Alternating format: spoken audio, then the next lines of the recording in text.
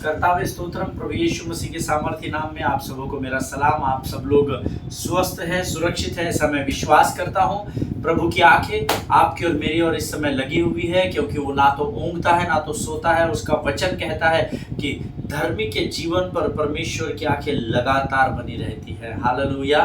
मेरा विश्वास है कल जो अध्ययन हमने किया उसके द्वारा प्रभु ने आपको आशीष दी और परमेश्वर ने आप में से बहुतों के लोगों के जीवनों में काम किया। मैं प्रभु के लिए, प्रभु की उस अद्भुत वाणी के लिए धन्यवाद देता हूँ जो इस निर्गमन की पुस्तक से और मूसा के जीवन से प्रभु ने हमें सिखाना आरंभ किया है। और मैं विश्वास करता हूँ कि ऐसे आप में बहुत सारे लोग हैं जिनको प्रभु ने चुना है ताकि वो प्रभु की महिमा को इस पृथ्वी पर प्रकट कर सके।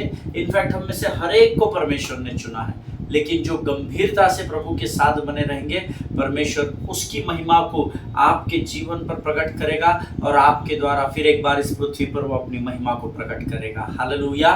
जो लोग ये बोलते हुए घूमते प्रभु मुझे इस्तेमाल कर, मुझे इस्तेमाल कर, सबसे पहली बात, अगर आप चाहते हैं कि परमेश्वर आपको इस्तेमाल करे, आपको अपने अवेलेबिलिटी को परमेश्वर को समर्पित करना होता है। आमीन। कौन जाएगा?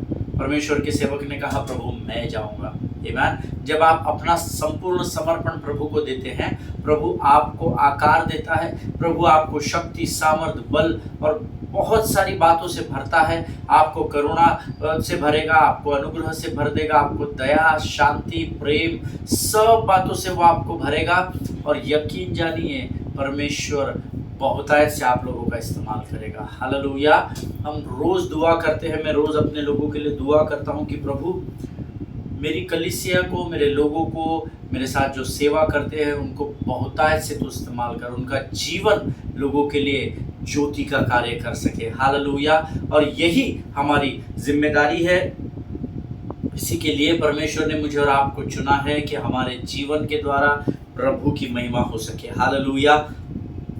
हमने 1-2 दिन पहले एक नए विषय को शुरू किया है और कई लोगों के लिए लाल समुद्र की कहानी बहुत कॉमन है। मूसा ने कैसे लाल समुद्र में परमेश्वर ने मार्ग को तैयार किया और कैसे फिरौन की सेना पूरी की पूरी उसमें नष्ट हो गई, बर्बाद हो गई, मृत्यु प्राप्त कर गए। नॉट ओनली मेन बट उनके घोड़े, उनके रथ, सब का सब समुद्र में समा गया। और ये इस पर हमने कई अध्ययन कर चुके हैं, कई अलग अलग प्रकाशनों को प्राप्त कर चुके हैं। परंतु क्योंकि प्रभु ने मुझे इन बातों को आप तक पहुंचाने के लिए कहा, ये मेरी जिम्मेदारी है, मैं इन बातों को लेकर आपके सामने आया हूं। और मेरा विश्वास है जब तक हम इस अध्ययन को समाप्त करेंगे नई बातों को परमेश्वर आपको सिखा देगा। हालेलुया। परमेश्वर हर बार एक नए प्रकाशन को लेकर हमारे सामने आता है। आमीन। लेकिन इससे पहले कि हम आगे की ओर बढ़े, हमारे कस्टम के अनुसार, हमारी परंपरा के अनुसार हम कुछ वचनों को पहले पढ़कर फिर हम प्रार्थना और समर्पण के साथ प्रभु के वाणी को सीखने के लिए अपना समर्पण करेंगे। आज हमने पढ़ने के लिए जो वचन चुने हैं वो पाए जाते हैं भजन संहिता 11 उसके 4 से लेकर 7 वचन हम पढ़ेंगे। The book of Psalms chapter 11 verses 4, 5, 6, 7। मैं विश्वास करता हूँ आप सब लोग पवित्र शास्त्र लेकर आए हैं। भजन संहिता उसका 11 अध्याय उसके 4 से लेकर 7 वचन और सब मिलकर ऊंची आवाज में पढ़ेंगे। वचन में लिखा है, परमेश्वर अपने पवित्र भवन में है, परमेश्वर का सिंहासन स्वर्ग में है। उसकी आंखें मनुष्य की संतान को नित्य देखती रहती है, उसकी पलकें उनको जांचती है। यहोवा धर्मी को परखता है, परंतु वह उनसे जो दुष्ट और उपद्रव से प्रीति रखते हैं अपनी आत्मा में घृणा करता है। वह दुष्टों पर फंदे बरसाएगा, आग और गंधक और प्रचंड लहू उनके कटोरों में बाढ़ दी जाएगी। क्योंकि यहोवा धर्मी है, वह धर्म के ही कामों से प्रसन्न रहता है, धर्मी जन उसका दर्शन पाएंगे। हालेलुया। परमेश्वर इन पढ़े हुए वचनों के द्वारा हमें से प्रत्येक के जीवन पर आशीष दे। परमेश्वर अपने पवित्र भवन में है, परमेश्वर का सिंहासन स्वर्ग में है। हालेलुया। परमेश्वर पवित्र है, इसलिए जहाँ जहाँ परमेश्वर जाता है, जहाँ जहाँ प्रभु होता है, वो देखिए एक बात को हमेशा ध्यान में रखना, परमेश्वर पापी से घृणा नहीं करता है, परमेश्वर पाप से घृणा करता है। तो बहुत सारे लोगों का कहना है कि जहाँ पर पाप होता है वहाँ पर परमेश्वर नहीं होता। नहीं, जहाँ पर पाप होता है वहाँ पर भी परमेश्वर की आंखें होती है, परंतु परमेश्वर जो व्यक्ति पाप कर रहा है उस पर वो दया दिखाता है, वो उसको तैयार करता है ताकि वो उसके जीवन के पाप को छोड़ दे। देखिए उस व्यभिचारिणी स्त्री को जिसको लोग पकड़ कर लाए थे और उसका न्याय कर रहे थे, यीशु मसीह उसके पास खड़ा था। तो इसका मतलब ये नहीं उसने पाप किया था तो यीशु मसीह ने कहा नहीं, तू तो तूने पापिनी है और मैं पापिनी के साथ पापिनी की सहायता नहीं करूंगा। नहीं, जो लोग उसका न्याय कर रहे थे परमेश्वर ने उनको कहा अगर तुमने पाप नहीं किया तो पहला पत्थर उठाकर इसको मारो, क्योंकि व्यवस्था यही सिखाती है। ईमान। लेकिन एक भी उस भीड़ में ऐसा नहीं था जिसने पाप नहीं किया। और तब जाकर परमेश्वर ने उस स्त्री से कहा, जा तेरे पाप क्षमा हुए, फिर दोबारा पाप में मत पड़ना। हालेलुया। सो परमेश्वर पवित्र है और परमेश्वर का सिंहासन स्वर्ग में है। ईमान। परमेश्वर की पवित्रता जो उसने मुझे और आपको दी है, वो चाहता है कि हम उस पवित्रता में बने रहे। हालेलुया। उसकी आंखें मनुष्य की संतान को नित्य देखती रहती है। ये जो आंखें हैं ये हम पर लगातार लगी हुई है। कैसे पास्टर साहब? क्योंकि उसका वचन कहता है ना तो वो ऊँगता है ना तो वो सोता है, अर्थात वो संपूर्ण समय जागता रहता है और इसीलिए उसकी आंखें धर्मी पर लगातार बनी रहती है। इतना ही नहीं, आगे वचन में लिखा है और उसकी ये जो पलकें है ये झपकती है और नित्य आपको जांचती रहती है, ऐसा लिखा है। आमीन। सो आप जो कुछ भी करते हैं, यहोवा की पलकें, परमेश्वर की पलकें आपको नित्य जांचती रहती है। इसीलिए when you जब आप गलत मार्ग पर या गलत कार्य को करने का सोचते हैं, हमेशा स्मरण रखिएगा परमेश्वर के पलकें आपको नित्य जांच रही है। हालेलुया। आगे लिखा हुआ है, यहोवा धर्मी को परखता है, the Lord tests the righteous. परीक्षा तो आएगी, परखना तो होगा, क्योंकि परमेश्वर ने स्वयं लिख कर दिया है, यहोवा धर्मी को परखता है परंतु वह उनसे जो दुष्ट है और उपद्रव से प्रीति रखते हैं अपनी आत्मा में घृणा करता है। लेकिन परीक्षाएं आएगी, इस बात को मुझे और आपको याद रखना है। यहोवा धर्मी को परखेगा, जो हर परिस्थिति में यहोवा पर भरोसा रखेगा वो उस परखे जाने के बाद परमेश्वर की महिमा को देखेगा। हालेलुया। आपको डटे रहना, आपको स्थिर रहना है, विश्वास की ढाल को लेकर डगमगाना नहीं है। और अगर आप डगमगाते हैं, अगर आप थोड़ा सा आगे पीछे ऊपर नीचे भी हो जाते हैं अपने विश्वास में, डरना नहीं है, क्योंकि यहोवा आपके हाथों को थामने वाला परमेश्वर है। हालेलुया। आमीन। वह दुष्टों पर फंदे बरसाएगा, आग और गंधक और प्रचंड लहू उनके कटोरों में बांट दी जाएगी। ये प्रभु का आपसे और मुझसे वायदा है कि जो मेरा विरोधी दुष्ट शैतान है, परमेश्वर कहता है मैं उस दुष्ट पर फंदे बरसाऊंगा। हालेलुया। ये वचन हमको सिखाता है कि युद्ध यहोवा का है और युद्ध यहोवा जीतना जानता है। आमीन। बट दिक्कत ये हो जाती है, कई बार हम खुद ही युद्ध में पड़ जाते हैं, हम खुद ही युद्ध लड़ने लगते हैं और कई बार दिखने वाले इंसान से हम युद्ध नहीं जीत पाते, तो नहीं दिखने वाली उस ताकत से हम कहाँ युद्ध जीत पाएंगे। इसीलिए हमको क्या करना है, हर परिस्थिति में उस परमेश्वर और उस स्वर्ग पर जो दिखता नहीं है उस पर भरोसा रखना है, उसके हाथों को, यहोवा के हाथों को थाम कर रखना है और सिर्फ उद्धार के बड़े काम को हमारे जीवन में होता हुआ देखना है। हालेलुया। क्योंकि यहोवा धर्मी है, वह धर्म ही के कामों से प्रसन्न रहता है, धर्मी जन उसका दर्शन पाएंगे। पिछले दिनों में इस वचन पर किसी से बातचीत कर रहा था, एक्सक्यूज मी। यहोवा धर्मी है, वह धर्म ही के कामों से प्रसन्न। अब धर्म के काम यानी भूखों को खाना खिलाना, नंगों को कपड़ा पहनाना, गरीबों की सेवा करना, दान धर्म करना, ये धर्म के काम नहीं है। ये धर्मी जो हम हैं, जो यीशु मसीह पर विश्वास करते हैं, उनके लिए धर्म के काम नहीं है।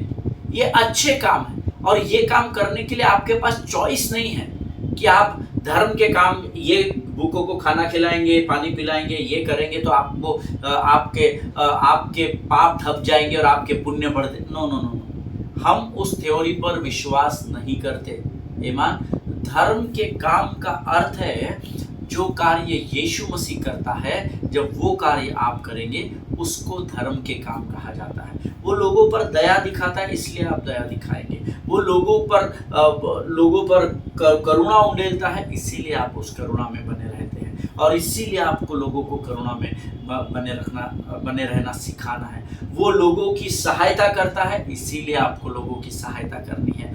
वो अच्छे काम जो यीशु मसीह करता है, वो सारे काम धर्म के काम कहलाते हैं। गरीबों को खाना खिलाना, यस आपको खिलाना है, वो धर्म का काम नहीं है। अतः जैसे यीशु मसीह का स्वभाव है, वैसे भी हमारा स्वभाव है, ऐसा वचन कहता है। हालेलुया। सो अपने अच्छे कामों को धर्म के साथ मत तौलना। हम उस थ्योरी पर भरोसा नहीं करते। हम अच्छे काम करते हैं, धर्म के काम करते हैं, क्योंकि यीशु ने वो आज्ञा हमें दी है। हालेलुया। धर्मी जन उसका दर्शन पाएंगे। अगर आप धर्मी हैं, आप अगर इस बात को जानते हैं और विश्वास करते हैं कि हाँ मैं धर्मी हूँ, क्योंकि प्रभु ने अपनी धार्मिकता से मुझे भर दिया है। आमीन। मैं अपने अच्छे कामों के द्वारा धर्मी नहीं ठहरा, परंतु प्रभु की करुणा और अनुग्रह के कारण मैं धर्मी ठहराया गया। आमीन। धर्म ही के कामों से वो प्रसन्न रहेगा, और धर्मी जन अर्थात आप और मैं खातरी से उसका दर्शन पाएंगे। हालेलुया। परमेश्वर इन पढ़े हुए वचनों के द्वारा हमें से प्रत्येक पर आशीष दे। ये समय है जब हम अपने अध्ययन की ओर, अपने विषय की ओर बढ़ेंगे। पिछले 1-2 दिनों से हम लोग इस विषय पर अध्ययन कर रहे हैं, Red Sea, a closed door और एन ऑब्स्टैकल। आमीन। लाल समुद्र परमेश्वर की ओर से बंद किया गया एक द्वार था, या एक रोड़ा बनकर, एक बाधा बनकर वहां पर खड़ा था। इस विषय पर हम लोग सीख रहे हैं। हमने पिछले 2 दिनों में कुछ अद्भुत बातों को सीखा है, और आज हम उसके आगे जाएंगे। लेकिन उससे पहले हम प्रभु का धन्यवाद देंगे और अपना समर्पण प्रभु को करेंगे। Let us pray. खुदावन प्रभु यीशु मसीह के सामर्थ्य, अद्भुत और जीवित नाम के लिए फिर एक बार धन्यवाद राजा। धन्यवाद आज इन अद्भुत वचनों को पढ़ने के लिए प्रभु जी। तूने जो सहायता और मदद हमारी की, उसके लिए हम तेरा धन्यवाद देते हैं। ये तू ही है प्रभु जो हमारे मुखों में सामर्थ्य देता है, हमारे कानों में सामर्थ्य देता है, ताकि हम वचनों को सुन सके और हम वचनों को बांट सके और बोल सके राजा, अंगीकार कर सके। धन्यवाद देते हैं इन अद्भुत वचनों के लिए, तेरी स्तुति करते हैं, क्योंकि ये सिर्फ तू ही कर सकता है राजा। प्रभु इस समय हम अपने शरीर, प्राणात्मा और बुद्धि को तुझे समर्पित करते हैं। पवित्र आत्मा तू आ और हम पर संपूर्ण नियंत्रण ले। प्रभु जी, जब हम आगे तेरी वाणी को सुनने और सीखने जा रहे हैं राजा, हमारी सहायता कर, हमारी मदद कर। हमें डिस्ट्रैक्ट करने वाली, उलझाने वाली, तेरे वचन को सुनने और बांटने से रोकने वाली शत्रु की हर एक युक्ति योजनाओं का खंडन हम यीशु नासरी के नाम से करते हैं राजा। सारी बातों में महिमा तुझको देते हैं। आगे की संपूर्ण समय को तुझे सौंपते हैं। विनती को धन्यवाद और पूरे विश्वास के साथ हमारे उद्धारकर्ता परमेश्वर यीशु नासरी के सामर्थी नाम में मांगते हैं। सुनिए और बड़ी दया से ग्रहण करें। आमीन। हालेलुया। प्रभु भला है और उसकी करुणा सदा सदा की है। हमने रेड सी के अध्ययन को आप सब जानते हैं। मेरा पूरा विश्वास है आज भी आप वचन पढ़कर आए हैं। निर्गमन की पुस्तक, उसका 14 अध्याय, उसके 10 से लेकर 18 वचन। The book of exodus chapter 14 versus 10 to 18। अगर नहीं पढ़कर आए हैं तो जल्दी से पवित्र शास्त्र खोलकर उसको पढ़ लीजिए, ताकि आप गंभीरता से वचनों में एंग्रॉस्ड हो सके, अपने आप को पूर्ण रूप से उन वचनों में डाल सके। क्योंकि जब आप अपने आप को प्रभु को देंगे, पूरे स्वर्ग की आशीष परमेश्वर आपको आशीषों से आपको भर देगा। हालेलुया। सो हमारे अध्ययन का जो विषय है वो है निर्गमन की पुस्तक, उसका 14 अध्याय, उसके 10 से 18 वचन। जो लोग आज पहली बार इस वचन को सुन रहे हैं उनको भी मैं बता दूं, Exodus 14 10 to 18 is our base verses, जिसके आधार पर, जिसको हम अपना आधार बनाकर इस अध्ययन को कर रहे हैं कि लाल समुद्र उस समय परमेश्वर की ओर से एक बंद द्वार का काम कर रहा था, या एक रोड़ा बनकर, एक बाधा बनकर वहां पर खड़ा था। इस विषय में हम लोग बातचीत कर रहे हैं। हम लोग पिछले 2 दिनों से हमने कुछ बातों को सीखा, और अद्भुत लोगों की बातें, लोगों की गवाहियाँ मेरे पास आई है। मैंने आपसे कहा था बट गॉड, ये 2 शब्द के बारे में हमने सीखा था कि हमारे जीवन में ऐसा हुआ परंतु परमेश्वर ने हमें बचा लिया। मेरे जीवन में ऐसा है परंतु परमेश्वर ने हमारी सहायता की। ये 2 शब्द बहुत इंपॉर्टेंट है धर्मी के जीवन में, जो आपके पर्सपेक्टिव को, आपके नजरिए, आपके सोच को पूर्ण रूप से बदल देते हैं। हालेलुया। और हमने देखा कि किस प्रकार से उस दुष्ट राजा फिरौन के शैतानी दिमाग ने ये सोचा कि अगर इजराइली हमारे देश में बढ़ने लग जाएंगे तो ये हमारे शत्रु के साथ मेल मिलाप करके हमें ही गुलाम बना देंगे। तो उसने एक फरमान जारी किया, उसने इजराइली और हिब्रू सारे बच्चों को जान से मार डालने की आज्ञा दी, नष्ट करने की आज्ञा दी, एक नरसंहार उस समय करने की आज्ञा दी। लेकिन जब वो ये सब बातें कर रहा था तो परमेश्वर ने जब ये सारी बातें देखी, लॉर्ड डिसाइडेड टू, परमेश्वर ने फिरौन को के ऊपर न्याय लेकर आया और परमेश्वर ने तब डिसाइड किया कि अब बहुत अधिक हो गया है और मैं अपनी प्रजा को 430 वर्ष की गुलामी से निकाल कर लाऊंगा। और उसके लिए उसने एक नाम को चुना, एक मनुष्य को पूरे संसार में चुना, उसका नाम मूसा था, हम सब जानते हैं। और कल मैं आपको इस बात को बता चुका हूँ कि ये जो मूसा जो था ये बाइकल्चरल था, ये इब्री के घर में पैदा हुआ था, परंतु ये इजिप्शियन के घर में पला बढ़ा था, फिरौन के महल में पला बढ़ा था। और परमेश्वर ने ये सोचा कि ये मूसा है जिसके पास फिरौन राजा के महल में आने जाने का अधिकार है। जब मूसा इब्रानी लोगों पर होते हुए अत्याचार को देखता था तो उसको बहुत दुख होता था, परंतु भाषा वो फिरौन की बोलता था क्योंकि वो फिरौन के संस्कृति में पला बढ़ा था। और परमेश्वर ने फिर एक योजना बनाई और उसने निर्णय लिया कि वो मूसा का चुनाव करेगा, क्योंकि मूसा वो व्यक्ति था जो राजा के महल में कभी भी आ जा सकता था, उसको कोई रोक टोक नहीं थी, क्योंकि वो फिरौन की बेटी का मुंह बोला बेटा था और उसके पास वो सारे अधिकार थे जो एक राजा के महल में उसकी बेटे के पास होते हैं। वो सारे अधिकार थे,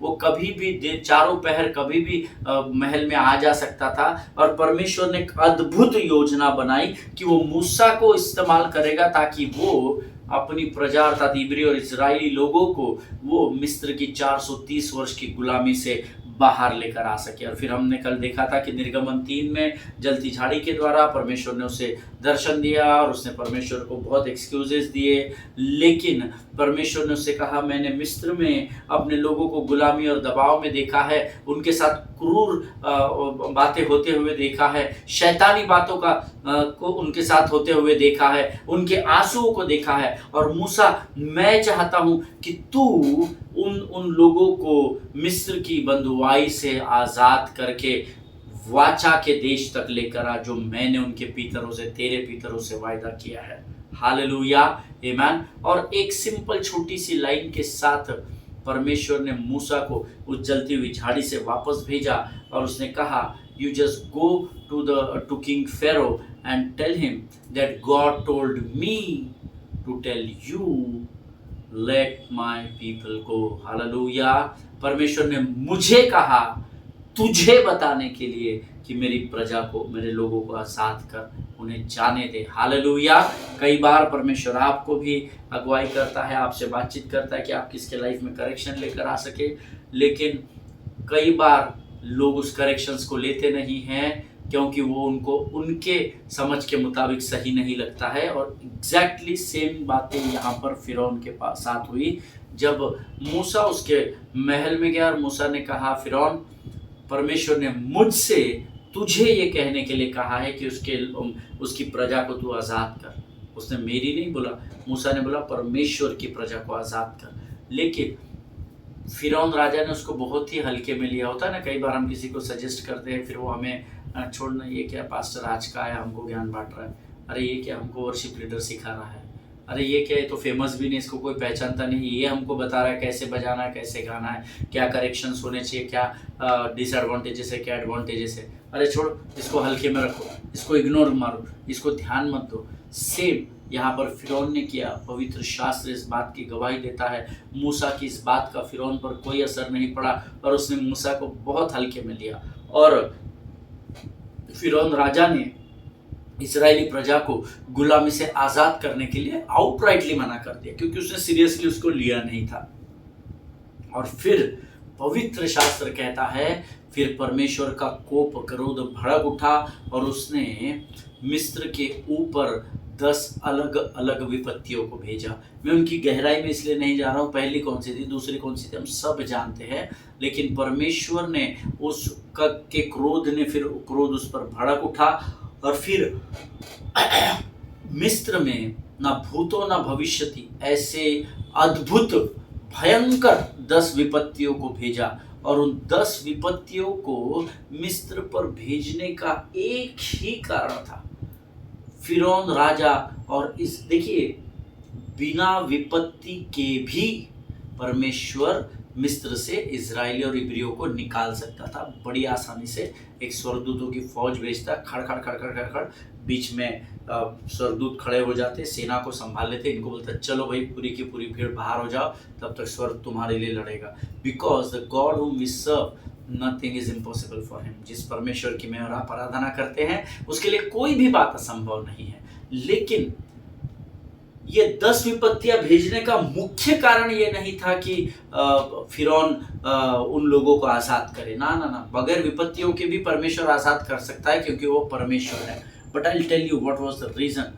एक ही कारण था, ये 10 विपत्तियां मिस्र पर अलग अलग समय में भेजने का ओनली वन रीजन, ताकि फिरौन राजा और इजराइली और इब्री लोग ये जान ले कि परमेश्वर मूसा के साथ है। हालेलुया, आमेन। इस बार प्रभु ने मुझे इस प्रकाशन को दिया जब मैं अपने अध्ययन के समय में बैठा था। मैं भी इतने वर्षों से यही सोच रहा था, यही बांट रहा था, प्रचार कर रहा था कि मिस्र की गुलामी से आज़ाद करने के लिए परमेश्वर ने वो 10 विपत्तियां मिस्र पर भेजी। परंतु इस बार प्रभु ने कहा, don't you think that without doing that also, वो सारी विपत्तियां भेजे बगैर भी मैं इन लोग अपनी प्रजा को वहां से आज़ाद कर सकता था। I said God you can do anything, तू कुछ भी कर सकता है, तेरे लिए कोई भी बात असंभव नहीं है। तब प्रभु ने मुझसे कहा कि ये 10 विपत्तियां मिस्र पर भेजने का एक ही कारण था, ताकि राजा फिरौन, उसकी संपूर्ण मंत्रिमंडल, उसकी प्रजा और ये बंदुआई में 430 वर्ष की गुलामी में कार्य कर रहे इब्री और इजराइली लोग ये जान ले कि परमेश्वर मूसा के साथ है। हालेलुया, आमेन।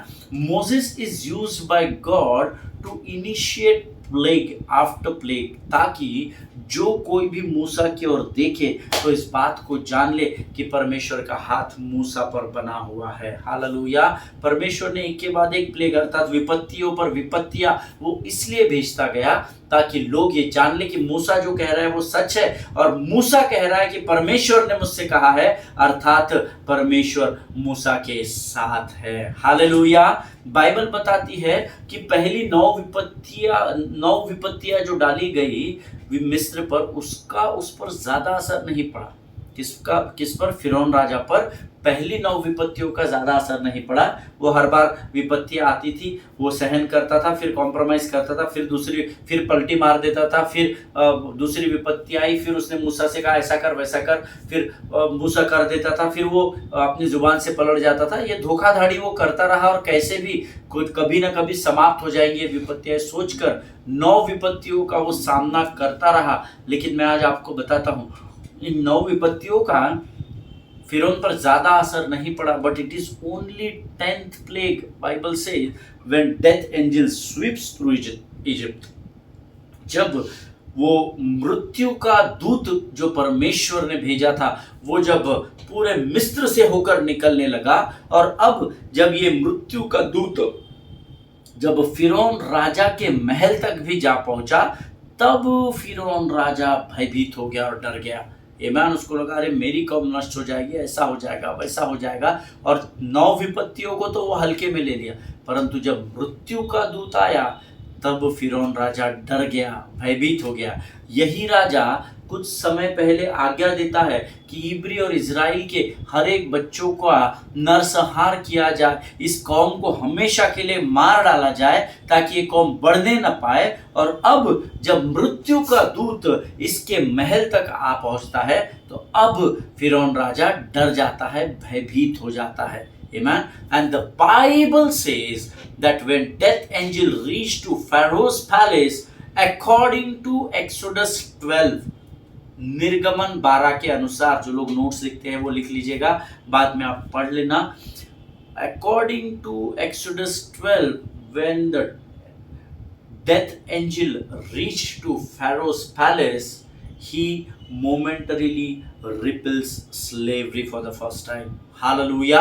जब इसने जो आज्ञा दी थी, अब यही मृत्यु जब इसके परिवार तक दौड़कर आया तो उसने गुलामी या दासत्व के कानून को कुछ समय के लिए बंद कर देने की घोषणा की। हालेलुया। वो बोलते हैं ना, एक कहावत है, मुझे याद नहीं आ रहा, पर कहते हैं जब अपने आप पर आती है ना तब समझता है पास्टर साहब, आप क्या वहां पर पुलपिट पर बैठकर ज्ञान बांट रहे हैं, आप क्या आपके रूम में बैठकर, ऑफिस में बैठकर ज्ञान बांट रहे हैं, आप क्या आपके स्टडी रूम में, स्टूडियो में बैठकर ज्ञान बांट रहे हैं। जब अपने पर आती है ना तब समझता है। अब यहाँ पर इसी तरीके से जब इसके खुद के परिवार पर जब बात बंद कर आई तो Bible says in the book of exodus chapter 12 he momentarily repels slavery. कुछ समय के लिए बंधुआई में लाए लोगों को गुलाम बनाकर रखने की प्रक्रिया को या प्रोसीजर को कुछ समय के लिए फिरौन ने उस समय बंद कर दिया। हालेलुया। और उसने मूसा से कहा कि तू इजरायली पुरुषों को लेकर अब यहाँ से चला जा। जब उस पर आई तो उसने उन लोगों को आजाद कर दिया। Hallelujah. But Bible says 6 lakh केवल इजरायली पुरुष थे, है ना। बाइबल में स्पेसिफाई किया गया है 6 लाख इजरायली पुरुष और स्त्रियां एवं बच्चे, ऐसा लिखा हुआ है, मल्टीट्यूड ऐसा लिखा हुआ है, ठीक है। सो 6 लाख केवल पुरुष थे।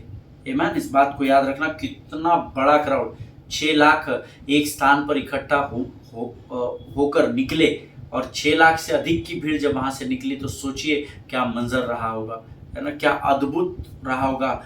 छोटे छोटे चींटियों को कीड़े मकोड़ों के समान ये सब लोग मिस्र के गुलामी से आजाद होकर कनान देश की ओर बढ़ने लगे। हालेलुया। अगर आप पवित्र शास्त्र पढ़े तो उसमें लिखा है 6 लाख इजरायली पुरुष, स्त्रियां और बच्चे एंड अ मिक्स्ड मल्टीट्यूड, ऐसा लिखा है। The book of exodus chapter 12 versus 37-38 हम पढ़ लेंगे। निर्गमन की पुस्तक उसका 12वां अध्याय उसके 37 और 38 वचन। द बुक ऑफ एक्सोडस, निर्गमन की किताब 12 अध्याय 37 और 38 वचन में लिखा है, तब इजरायली रामसेस से कूच करके सुक्कोत को चले और बाल बच्चों को छोड़ वे कोई 6 लाख पुरुष प्यादे थे, पति पत्नी थे, ऐसा नहीं लिखा है। Only 6 lakhs main. आमीन। और उनके साथ मिली जुली हुई एक भीड़ गई और भेड़ बकरी गाय बैल बहुत से पशु भी साथ गए। हालेलुया। आमीन। 6 लाख इजरायली पुरुष और फिर स्त्रियां और बच्चे और उसके अलावा एक बड़ी भीड़। अब हमको ये समझना जरूरी है that Hebrew and Israelites are not synonymous, है ना। इस बात को याद रखना है, जो 6 लाख लोग थे ना, इसमें सब के सब इजरायली लोग नहीं थे। इस बात को हमको सीखना पड़ेगा। देखिए, जब प्रभु आपसे बात करता है ना, वो पूरी डिटेल में आपसे बात करता है। प्रभु हवा हवा में बताएगा नहीं आपको, ऐसे छोटी छोटी बातों को आपको सिखाएगा कि जो आपने इतने वर्ष की सेवकाई में पढ़ी 1000 बार है पर समझ के ऊपर चली गई थी। अभी तक मैं भी सोच रहा था 6 लाख लोग, 6 लाख लोग ना, 6 लाख केवल पुरुष थे। प्रभु ने बताया बाल बच्चे स्त्रियां अलग और उसके अलावा मिक्स मल्टीट्यूड। अब ये मिक्स मल्टीट्यूड कौन था मैं आपको बताता हूँ। That's what I told you that Hebrews and Israelites were not synonymous. वो एक नहीं थे, ये अलग अलग थे। हिब्रू में से ही इजरायली लोग अलग हुए, क्योंकि इजरायली कौन? जो परमेश्वर पर भरोसा करते हैं, जो यहोवा पर भरोसा करते हैं, जो यहोवा को अपना परमेश्वर मान। अब इजरायली जो यहोवा पर भरोसा करते हैं, ये एक भीड़ थी। और यहाँ हिब्री लोग भी थे जो व्यवस्था को मानते थे, जो व्यवस्था को फॉलो करते थे। तो ये सब मिलकर उस भीड़ में थे। 6 लाख है, आप मोटा मोटा 10 लाख पकड़ लो, बीवी बच्चे सब मिलाकर, ये सब मिलकर वहां से आजादी को प्राप्त करके वाचा की देश की ओर निकल पड़े, ऐसा लिखा है। Hallelujah. And see, as I told you, Hebrews and Israelites are not synonymous. वे अलग अलग थे, ये एक लोग नहीं थे। And the Israelites were the part of Hebrews, but the Hebrews also incorporated a mixed multitude. उस मिक्स्ड भीड़ में इजरायली भी थे और हिब्रू लोग भी थे, और ये सब मिलकर अब उस बंधुआई से आजाद होकर आगे की ओर मूसा के पीछे बढ़ रहे थे। Hallelujah. I want to tell you one thing today very clearly. Always remember, जब भी परमेश्वर स्वर्ग के द्वारों को खोलता है तो वो सिर्फ इजरायलियों के लिए नहीं खोलता, वो मिक्स मल्टीट्यूड के लिए स्वर्ग की आशीषों को खोलता है। इस बात को हमेशा ध्यान में रखना। अपने परमेश्वर पर घमंड जरूर करना, पर अपने परमेश्वर का नाम लेकर दूसरों को डोमिनेट अगर आप कर रहे हैं तो आप गलत मार्ग और गलत दिशा में चल रहे हैं। यीशु मसीह ने यह नहीं कहा कि जो मुझ पर विश्वास करते मूसा वो भीड़ तू यहां से लेकर जा, नहीं, उसने कहा जो 430 वर्ष से इस मिस्र की बंधुआई में गुलामी कर रहे हैं, दासत्व में जीवन जी रहे हैं, उन सबों की तू अगुवाई करेगा और मैं तेरा स्वर्ग का परमेश्वर यहोवा तेरे साथ बना रहूंगा। ऑलवेज रिमेंबर, परमेश्वर सिर्फ इजरायलियों विश्वासियों के लिए धर्म का स्वर्ग का द्वार नहीं खोलता है, उसकी बुलाहट सारे संसार को है और सारे संसार को वो एक ही सूर्य और एक ही चंद्र के द्वारा प्रकाश भी देता है। हालेलुया। क्योंकि परमेश्वर का हाथ जो है वो विशेष जाति, विशेष धर्म या विशेष भाषा के ऊपर ही नहीं टिका हुआ है, वो सिर्फ हिब्री बोलने वाले, यहूदी बोलने वाले लोगों के ऊपर ही नहीं, जूइश लैंग्वेज के ऊपर नहीं टिका हुआ है। किसी भी जाति, धर्म और भाषा को परमेश्वर का परमेश्वर लीड नहीं करता है, but the hand of God operates to liberate all of those who are oppressed, all of those who are unjustly treated. Hallelujah, amen। अगर आप मेरी बात से सहमत है तो आप आमीन कहे। मैं कोई यहूदी के घर में पैदा नहीं हुआ, मैं किसी इजराइल देश में पैदा नहीं हुआ, मैं इस भारत देश में पैदा हुआ। 29 वर्षों तक मैं दूसरी तरफ मुड़कर अंधकार की ओर बढ़ रहा था। परमेश्वर ने मेरे सही उसके चुने हुए समय में, उसके तय किए हुए समय में परमेश्वर ने मेरी सहायता की, परमेश्वर ने मेरी मदद की और परमेश्वर ने मुझे चुना, मुझसे प्रेम किया और यहोवा का धन्यवाद हो, उसने मुझे सत्य बताया और सत्य ने मुझे आजाद कर दिया। Hallelujah. So always remember that hand of God is not only upon the people who believe that Jesus is the Lord, but hand of God is upon every human being and that is what we call him Lord. Hallelujah. और इसीलिए क्योंकि वो सबको एक समान देखता है, उसको हम परमेश्वर कहते हैं। हालेलुया। परमेश्वर का हाथ उन हरेक लोगों के लिए है जो किसी भी प्रकार से दबाए जाते हैं, किसी भी प्रकार की गुलामी में धंसा दिए जाते हैं, उन सब के लिए है जिनके साथ सही प्रकार का न्याय नहीं होता, उन सब के लिए परमेश्वर का हाथ कार्य करता है। जो अपने जीवन में हताश है, निराश है, उदास है, परमेश्वर उन सब को आशीष देने वाला परमेश्वर है। इसका साफ मतलब है कि परमेश्वर उन सब लोगों को आशीष देता है जो किसी भी प्रकार की तकलीफ में पाए जाते हैं। हालेलुया। आपको एक ही काम करना होता है, उस तकलीफ के समय में प्रभु यीशु मसीह को स्मरण करके उसका अंगीकार करना होता है। Hallelujah. And I assure you, taste and see that the Lord is good. Hallelujah. मैं आपसे वायदा करता हूं, चाहे आप प्रभु यीशु मसीह को अपना परमेश्वर मानते हो या न मानते हो, चाहे आप उसकी घोर निंदा कर रहे हो, चाहे आप उसके लोगों को सताने वाली भीड़ का भाग हो, चाहे आप मसीह लोगों को मार काट करके उनको झूठे इल्जामों में फंसाकर जेल में डालने वाली भीड़ का भाग ही क्यों ना हो, लेकिन अगर आप शिद्दत से, आप हृदय से आपकी तकलीफों में यीशु मसीह को पुकारेंगे, मैं आपसे वायदा करता हूं परमेश्वर उसके तय किए हुए समय में आपको जरूर आपकी तकलीफ से बाहर निकालेगा और आपको अंधकार से आजाद करेगा। हालेलुया। मैं और आप ऐसे अद्भुत परमेश्वर की आराधना करते हैं प्रियो, जिसके लिए कोई भी बात असंभव नहीं है। Always remember, my God is not either और गॉड। इस बात को याद रखिएगा, मैं जिस परमेश्वर की आराधना करता हूं वो ईदर और, इसका या उसका वाला परमेश्वर नहीं है, but he is the God of all. Hallelujah, amen. मेरा परमेश्वर इसका है, उसका नहीं है, उसका है, उसका नहीं है वाला परमेश्वर नहीं है। वो हमारा है वाला नहीं है। यीशु नासरी सारी पृथ्वी का परमेश्वर है। हालेलुया। जो कोई भी उस पर विश्वास करे वो नाश ना हो परंतु अनंत जीवन पाए, ये प्रभु का वायदा है। हालेलुया। मैं नाश हो रहा था, मैंने उस पर विश्वास किया, मैंने अपने धर्म को नहीं बदला, मैंने अपने सर्टिफिकेट्स को नहीं बदला, मैंने मसीह की सेवा करना चुना। ये मेरा इंडिविजुअल डिसीजन है, ये मेरी स्वतंत्र इच्छा है जो मुझे इस देश का संविधान जिसकी परमिशन मुझे देता है, मैंने खुद से चुनाव किया।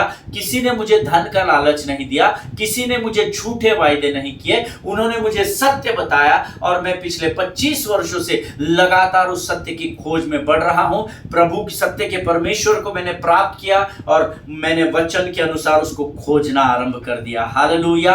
मुझे किसी ने जोर जबरदस्ती नहीं की, मैंने सत्य को जाना और सत्य ने मुझे बंधुआई से आजाद कर दिया। Hallelujah. My God is not either or God, but He is God of all. Hallelujah. मेरा परमेश्वर इसका या उसका परमेश्वर नहीं है, जो उस पर विश्वास करता है यीशु मसीह उसका परमेश्वर बन जाता है। हालेलुया।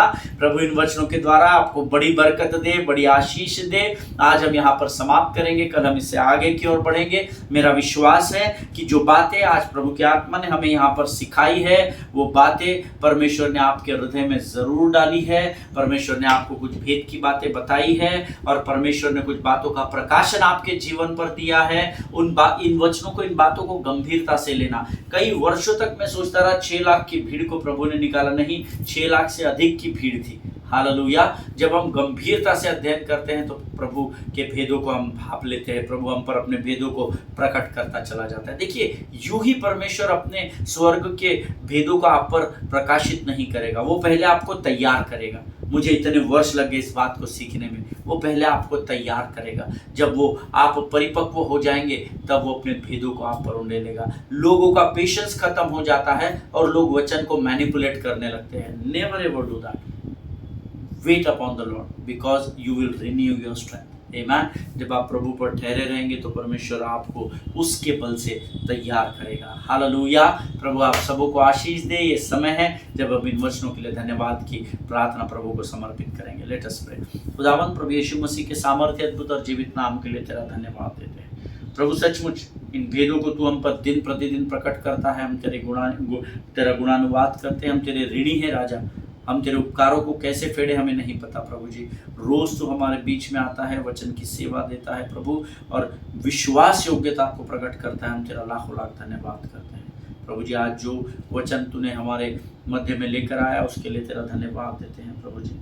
धन्यवाद देते, हमें सामर्थ्य बल दे ताकि हम लोगों तक पहुंचाए जा सके, उस भीड़ के पास जो अंधकार में फंसी हुई है, और हम उन्हें बता सके कि यीशु मसीह सिर्फ मसीहियों का परमेश्वर नहीं है, सिर्फ वो यहूदियों का परमेश्वर नहीं है, परंतु यीशु मसीह उस हर एक व्यक्ति का परमेश्वर है जो इस पृथ्वी पर सांसें लेता है। प्रभु जी हमें सामर्थ्य बल दे, बुद्धि और ज्ञान दे ताकि हम तेरे वचन को सटीक तरीके से, सटीक रूप से, पूरी ईमानदारी और समझ के साथ हम लोगों तक पहुंचा सके। धन्यवाद देते हैं प्रभु। इस समय हम अपने आप को यीशु मसीह के लहू में सुरक्षित करते हैं। विनती को धन्यवाद और पूरे विश्वास के साथ हमारे उद्धारकर्ता परमेश्वर यीशु नासरी के सामर्थ्य नाम में मांगते हैं। सुनिए और बड़ी दया से ग्रहण करें। आमीन। हालेलुया। प्रभु आप सबों को आशीष दे। इजराइल के लिए प्रार्थना करें, भारत देश के लिए प्रार्थना करें, अपने पासवानों के लिए, उनके परिवारों के लिए प्रार्थना करें। भारत देश के प्रधानमंत्री, राष्ट्रपति, उपराष्ट्रपति, कैबिनेट, स्टेट, सेंट्रल, सारे मिनिस्टर्स और सारे बड़े अधिकारियों के लिए प्रार्थना करें। इस देश में प्रभु की शांति और प्रभु का प्रेम बना रहे और बढ़ता रहे, इसके लिए आप प्रार्थना करें। प्रभु का आनंद आपके और मेरे जीवन में हर बार बना रहे और बढ़ता रहे, ताकि जब कोई दुखी इंसान, कोई टूटे हुए हृदय का भाई या बहन हमें देखे तो हमारे जीवन के आनंद के द्वारा हम उसके हृदय को जोड़ सके। ऐसी प्रार्थना कीजिएगा। हालेलुया। संविधान का अध्ययन करें, उसको सीखें, उसका पालन करें। ये देश के संविधान ने आपको अधिकार दिया है कि आप आपके जीवन की गवाही को लोगों तक पहुंचा सकते हैं। आप भी भली बात ही जानते और मैं भी जानता हूँ, ना तो आपका किसी ने धर्म परिवर्तन किया है, ना मेरा किसी ने धर्म परिवर्तन किया है। किसी माई के लाल की ताकत नहीं इस पृथ्वी पर कि कोई मेरा धर्म को बदल सके। आमीन। परमेश्वर के इन वचनों ने मेरे मन को और मेरी सोच को सकारात्मक कर दिया। मेरा नाम भी वही है। मैं अभी भी अपने माता पिता की सेवा करता हूँ। मैं अभी भी अपने लोगों के साथ ही उठ रहा बैठ रहा हूँ। मेरे में अगर कोई बदलाव आया है तो मैंने सत्य को जान लिया और उसने मुझे आज़ाद कर दिया है। हालेलुया। आमीन। इस देश की कानून व्यवस्था का पालन करें, अपने जीवन की गवाहियों को लोगों तक पहुंचाएं। हम कल फिर मुलाकात करेंगे। तब तक स्वस्थ रहे, सुरक्षित रहे। सभी को जय मसीह की। God bless you all.